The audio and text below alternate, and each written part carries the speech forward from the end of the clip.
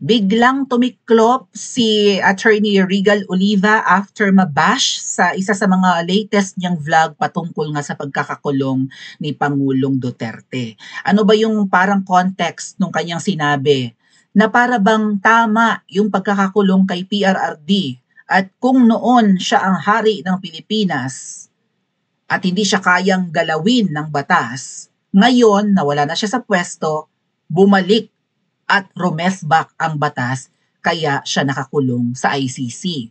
Marami ang na-offend dyan, mga kababayan, lalo pat sinabi ni Atty. Regal Oliva na libo ang mga namatay at pinagkaitan ni PRRD ng katarungan yung mga biktima ng war on drugs.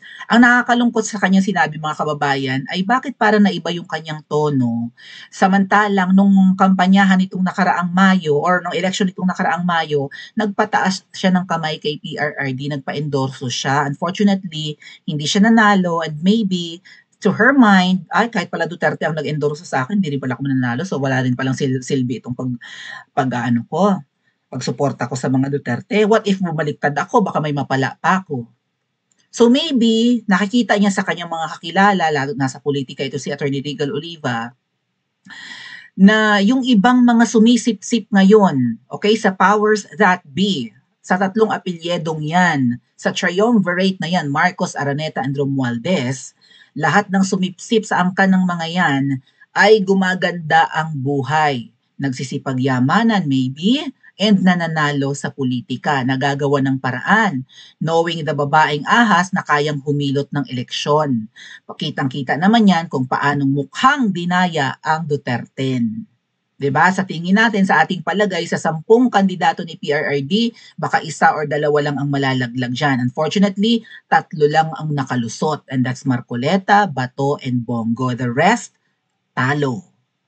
Tapos mukhang may hocus-pocus talaga yung nakaraang election kasi di ba nagbawas sila ng 5 milyong boto. Anong klaseng counting meron itong nakaraang elections? So naghihinala ang marami na karamihan sa atin naghihinala na marumi ang eleksyon at hindi reliable. May mga nanalo katulad na lang po ng Duterte Youth Party List, hindi ba? Pero ginagawa ng paraan para huwag makaupo as a party list representative. May mga makakaliwang grupo na talo naman pero nabigyan ulit ng posisyon sa lower house. Si Abante, talo yun na. 'Di ba? Pero congressman ulit.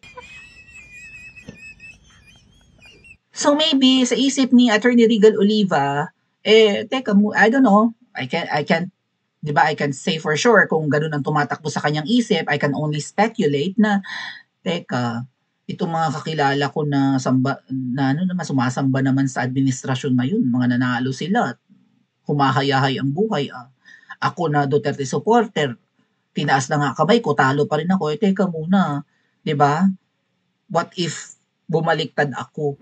Sayang naman ang effort ko kung wala naman ako napapala. Malalagay pa sa peligro ang buhay ko. Maybe that's what's running into her mind, right, mga kababayan? Doon nga sa sinabi ni Regal Oliva na, ayan, pinagkaitan mo, Duterte, yun yung latest vlog niya eh. Maybe we could listen to it. I'll try to look for her vlog. Kaya lang English nga po, and naiintindihan ko naman na yung hindi naman forte ng karamihan ang wikang Ingles, hindi ba? Pero, we'll see if I can find that. Ito. Kahit konti lang. Teka ha. Punta tayo sa kanyang channel. Kaya lang baka ma-strike ako, mga kababayan. Baka ma-strike me, ha?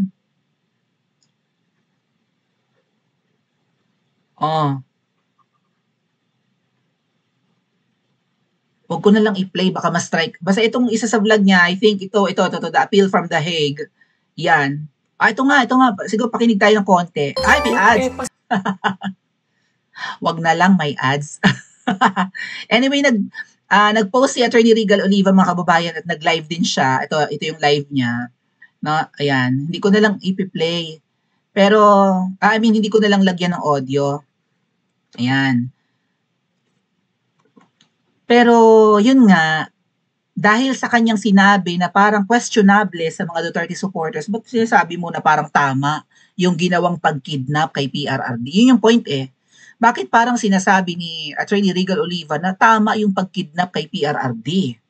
At dahil pinagkaitan niya ng hustisya ang mga biktima ng war on drugs, ito ngayon ang kapalit ng kanyang, o siya naman ngayon ang pinagkakaitan. To that effect.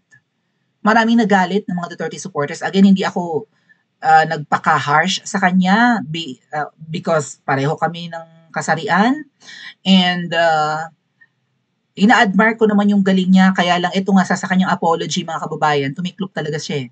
Sa kanyang paghingi ng pasensya, sabi niya, nandito naman yan sa kanyang sa kanyang written statement.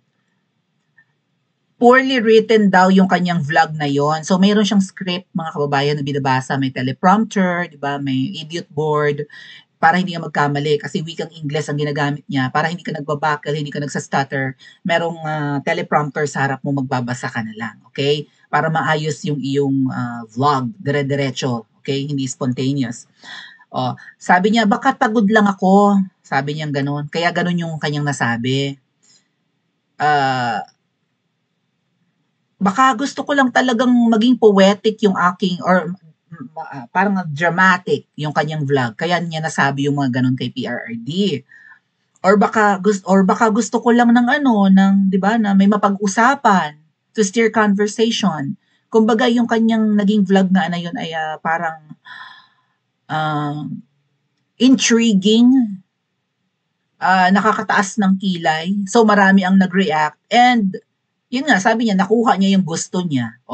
Napag-usapan yung kanyang point of view. Ang nalulungkot lang siya, ang kinalulungkot lang niya ay puro ad hominem yung bira sa kanya ng mga Duterte supporters. Bakla ka naman, kalalaki mong tao, tumahimik ka, ganun. Mga kababayan, ang mensahe niya ay sinasabi niyang nasa power ka noon Duterte at wala ka na nga ngayon sa power, ayan ngayon ang nangyari sa'yo. Hindi ka pwedeng abusado sa power mo dahil one day, kakagatin ka ng batas. Yun yung kanyang point. Yun dapat yung inaatake natin. Yung kanyang sinabi. Hindi siya as a person. So pwede nating sabihin na, mali ka dyan. Nako, baluktot yung pangatwiran mong yan. Anong sinasabi mong ganyan? Ginawa lang ni Tatay Digong para maisalba ang Pilipinas. 'Di ba? Yung mga bilang ng mga namatay ng war on drugs, basta't may namatay, sinasabi na nila EJK. Wala naman si Tatay Digong inuutos na ibaluti ng packing tape yung mga addict at mga 'di ba, mga nagninegosyo ng droga at patayin at itapon sa tabing kalsada. Walang instruction na ganyan si Tatay Digong. Ang sinabi ni Tatay Digong, kapag ikaw ay pulis or ikaw ay alagad ng batas at kapag ka nalalagay sa alanganin ang buhay mo sa paghabol mo sa mga kriminal at mga drogista, willing kang gumamit ng 'di ba, ng dahas or dahas bang tawag diyan? Pwede kang gumurgur dahil gusto mo lang protektahan ang sarili mo dahil ang hinahabol mo ay wala sa tamang katinuan at mga kriminal. Kaya may mga nagkandamatay nun. Kumbaga pwede mong kontrahin yung kanyang argument, huwag mo namang laitin yung kanyang pagkatao as a whole. Kasi nga dyan tayo parang talo sa debate. 'Di ba? Halimbawa, may nagsabi sa'yo na, may kausap, ito yung analogy dyan mga kababayan eh. Meron tayong kapitbahay at sinabi niya na ang buwan ay square, hindi bilog. Siyempre, i-correct mo yun. No? Magdedebate ka. Anong sinasabi mong square ang buwan or parisukat? Kita mong bilog, sasabihin mong square. Ayun kitang-kita ito ang ebidensya, ganun. Hindi yung sasabihin mong tanga ka. Bobo. That's ad hominem. Hindi mo kinontra yung sinabi, tinawag mo agad siyang tanga, bobo. Parang si Libag, di ba, mahilig sa ad hominem. Partida, law graduate daw yan. So yun yung point ni Attorney Regal Oliva, na sana hindi naman siya inatake ng ganyan, ng mga ad hominem na mga pahayag. Ang problema lang, Attorney Legal Oliva, at may mga na-offend dito kasi parang sabi niya, hindi raw ganito ang mga sibilisadong tao at mga matatalinong tao kung makikipag-argumento. 'Di ba? Or kung makikipagbangayan, hindi raw gawain ng mga sibilisadong tao or may aral at ng matatalinong tao. Totoo naman 'yon, ang gumamit ng ad hominem or manlait, mambalahura dahil lang hindi mo nagustuhan ang sinabi. Kontrahin mo yung sinabi, huwag mo siyang babuyin. May point. Pero may mga na-offend dyan, sabi, so kami nagre-react sa'yo, mga mal-edukada kami, na kami mga taga-bundok, na wala kaming pinag-aralan. May mga gumanon na agad na nag-react. One of them is Dean Chase. No? So, bobo kami, porke kinontra ka namin. Hindi yun ang point. Kontrahin mo yung sinabi. Huwag mong balahurain ang pagkatao. And yun nga rin, may mga kababayan tayo, mga ate at kuya na magpakalalaki ka, yun agad ang atake kay Regal Oliva. Hindi siya dapat ginagamitan ng mga she or hindi siya dapat ina-address ng mga pronouns na her or pambabaing pronouns. Walang pronouns sa Filipino language. May tinatawag pa siyang uncle, tinatawag siyang lalaki. Hindi na siya lalaki, mga ate at kuya. Lalaki siyang pinanganak, pero ang kanyang identity ngayon ay babae na. So ako nga, mga ate at kuya, although hindi ko to pinipilit sa inyo, ang tamang pronoun sa mga bihis babaeng bading ay her na, her, she, gano'n. Kasi nga, pinipilit niyang magmukhang babae. Nagbibihis na ring babae.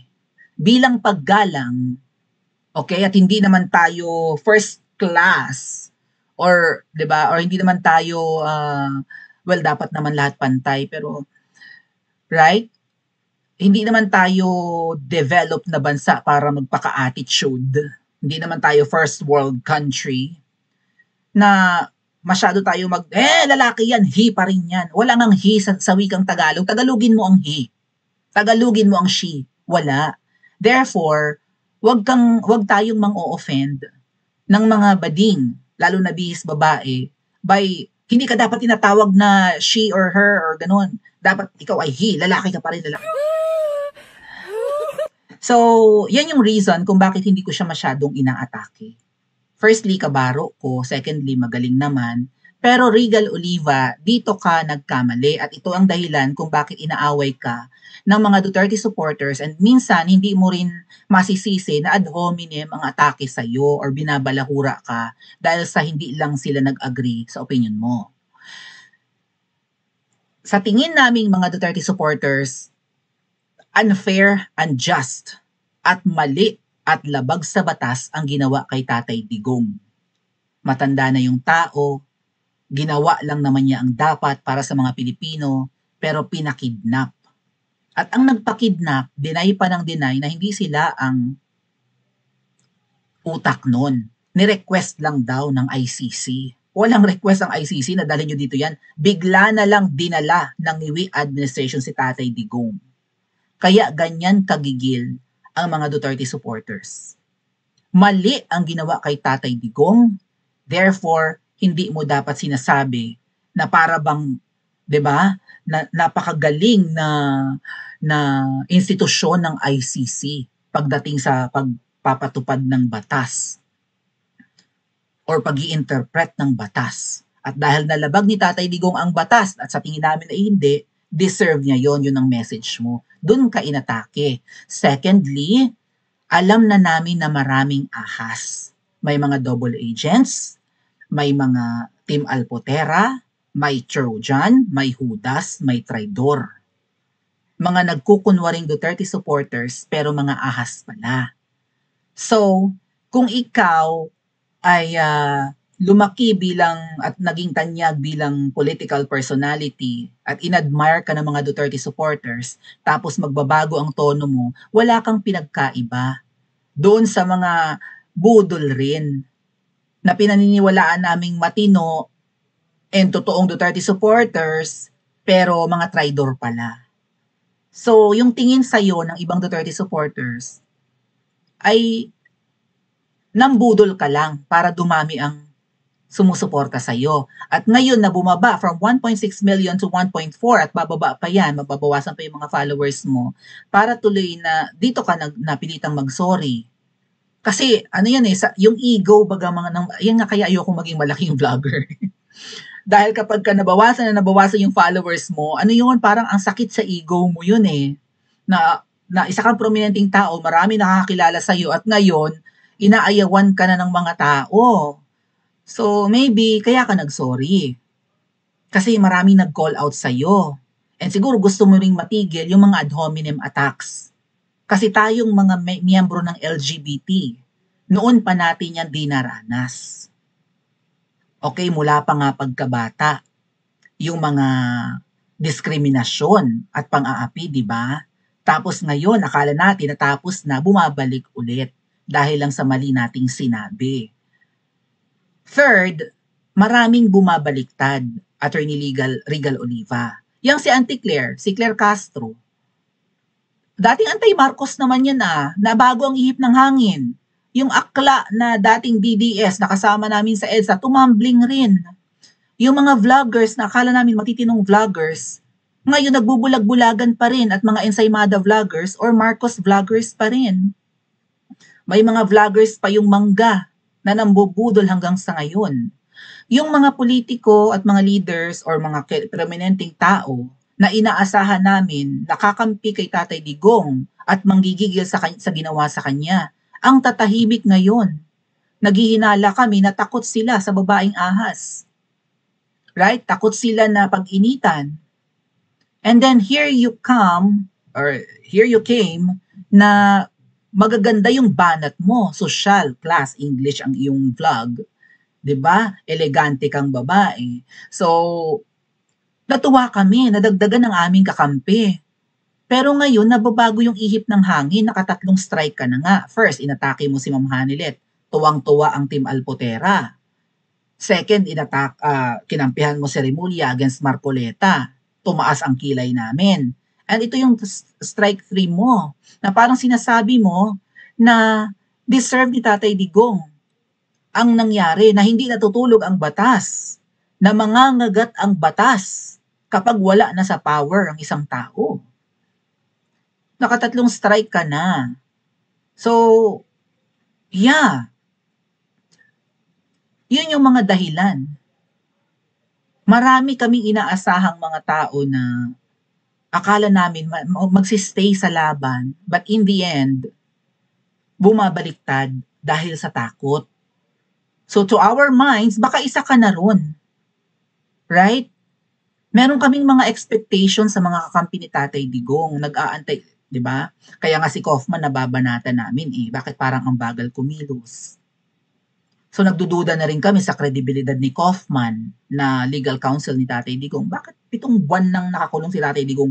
April, May, June, July, August, September, October. Lagpas kalahating taon nang nakakulong. Anong klaseng abogado ito? Habang tumatagal, di ba yung mga taong inaasahan namin na lalaban ng husto para kay PRRD, nagsisipagbaliktaran, kung hindi man, tahimik. Again, kapag tumatahimik ka at pag may inaapi, ibig sabihin, hinahayaan mo. Baka nga kalaban ka. Ikaw, hindi ka lang tumatahimik, nagsasalita ka pa. Na parang tama yung nangyari kay Tatay Digong. Yan yung dahilan kung bakit marami ang umaway sa'yo. Yung ibang mga kababayan natin na hindi naman naiintindihan itong mga ad hominem na ito, hindi lahat naman kasi ng mga Pilipino ay nakapagtapos ng pag-aaral.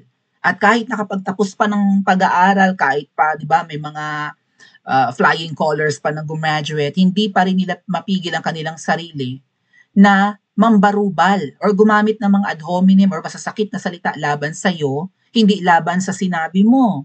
Kasi sa gigil nila yun. Okay? Hindi na namin mapigil ang preno, hindi na namin mapreno ang bibig namin dahil punyeta tong taong tuwa, nambubudol pa, nabudol na nga kami nung ngiwi. Bakit parang, ano ba to? Bakit sumisip-sip yata to? Bakit nagiging anti-Duterte na to? So, nagbibitiw ng masasakit na mangyayari at mangyayari yan.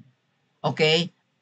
Mangmang man or hindi, basta't mahal si Tatay Digong, ad hominem ang aabutin mo.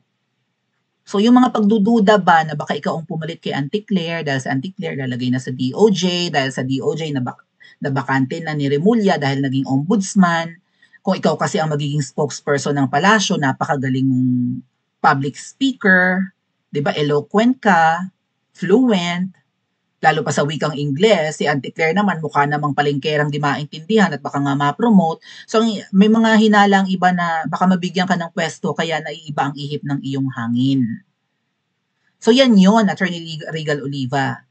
So ang tanong, totoo kaya yung mga allegations or mananatili kang champion ng batas at susuportahan mo ang laban ng mga Duterte supporters? Ano sa tingin niyo mga kababayan? Pa-comment nga po sa comment section at mag-like and subscribe din po kayo.